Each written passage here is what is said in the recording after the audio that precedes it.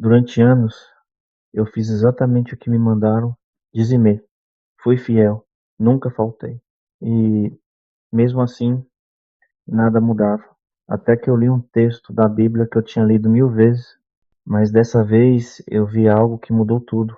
E quando eu entendi, eu percebi que eu não estava adorando, eu estava tentando comprar Deus. E se você também acha que está honrando a Deus, mas no fundo só está tentando garantir retorno, fica comigo até o final. Porque o que eu vou te mostrar vai te libertar de uma prisão que você nem sabia que estava vivendo. Eu me lembro do dia que comecei a dizimar. Eu tinha 18 anos, 18, e o pastor pregou sobre Malaquias 3. Ele leu: Trazei todos os dízimos à casa do tesouro, e depois fazei prova de mim, diz o Senhor dos Exércitos, se eu não vos abrir as janelas do céu. E depois ele disse uma frase que ficou martelando na minha cabeça. Se você quer que Deus te abençoe, você precisa ser fiel no dízimo. E eu acreditei. Acreditei que o dízimo era a chave, que era o segredo da prosperidade, que era a maneira de fazer Deus me notar. Então eu comecei a dizimar. E não só isso, eu levava isso muito a sério. Eu calculava certinho, eu separava antes de qualquer outra coisa, porque me ensinaram que se eu pagasse conta antes de dizimar, eu estava roubando a Deus. E eu esperava a bênção chegar, esperava a vida melhorar, esperava as janelas do céu se abrirem. Talvez você também esteja esperando. Eu via gente na igreja dando testemunho. Fulano dizimou e recebeu uma proposta de emprego. Ciclana foi fiel e o carro dela foi pago milagrosamente. E eu pensava, quando vai ser a minha vez? Mas os meses passavam, os anos passavam e nada de extraordinário acontecia. Aí começavam as explicações. Talvez você tenha pecado escondido, talvez sua fé não seja suficiente, talvez você não esteja dando com alegria, talvez Deus esteja te testando. E eu acreditava em tudo isso.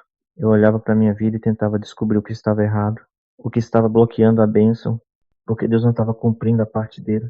E foi nesse momento que eu comecei a perceber algo muito errado, mas eu ainda não sabia o que, porque era assim que eu via, como um acordo. Eu faço a minha parte, Deus faz a dele. Eu dou 10%, ele devolve 100%.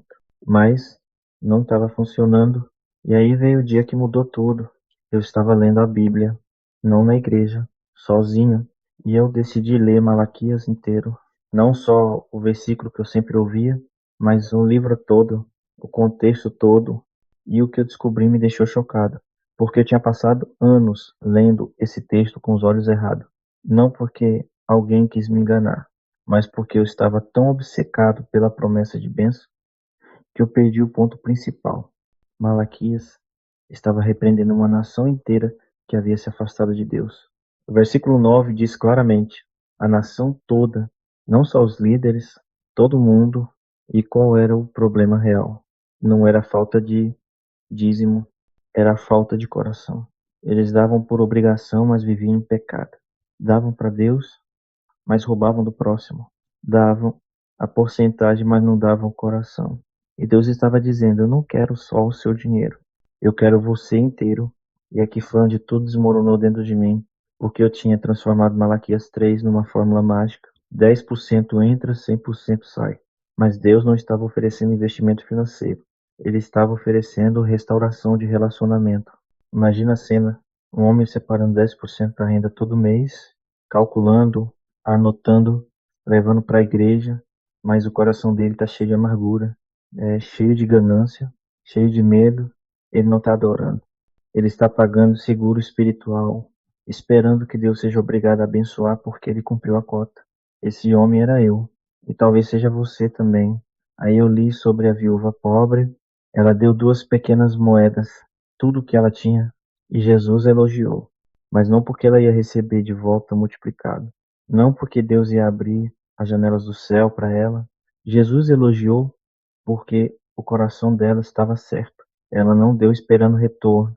Ela deu porque amava, ela confiava, ela adorava.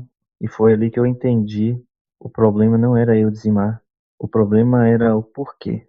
Eu não estava dando porque amava a Deus, eu estava dando porque queria manipular uma bênção.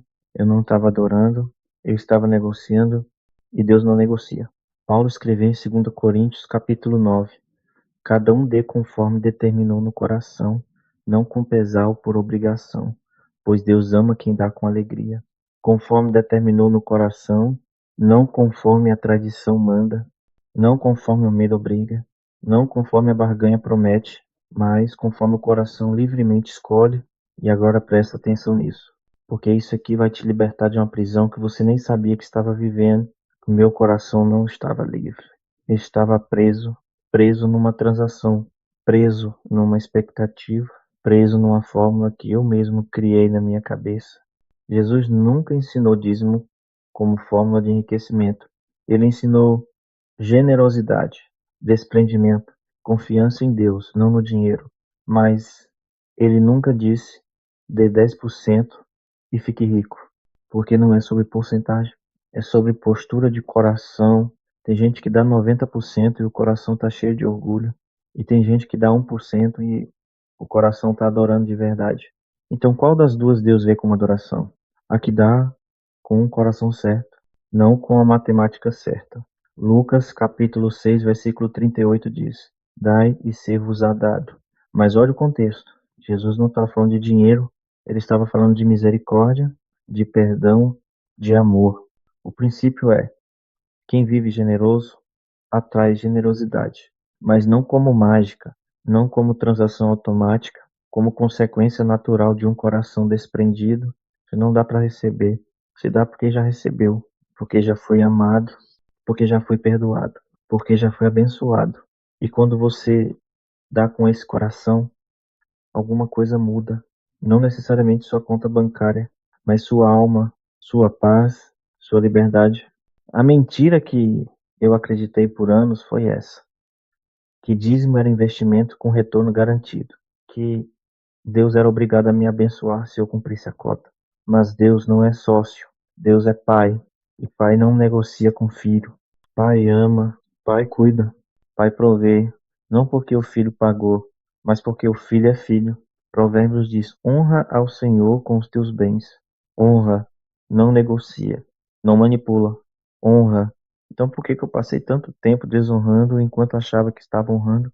Porque eu estava dando com medo, medo de ser amaldiçoado, medo de ficar pobre, medo de Deus me punir, e medo não é adoração. Medo é prisão. Quando eu descobri a verdade, eu comecei a dar diferente. Comecei a dar com alegria. Não porque eu tinha que dar, mas porque eu queria. E sabe o que mudou primeiro? Não foi minha conta bancária, foi meu coração. Eu parei de viver ansioso, calculando se Deus ia me devolver. Eu parei de tratar a generosidade como investimento. Eu parei de esperar milagre financeiro toda vez que eu dava. E foi aí que a liberdade veio.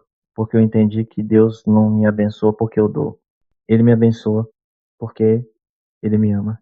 E eu dou porque eu o amo de volta. Não é transação, é relacionamento. O dízimo não te faz rico. O coração certo é que te faz livre.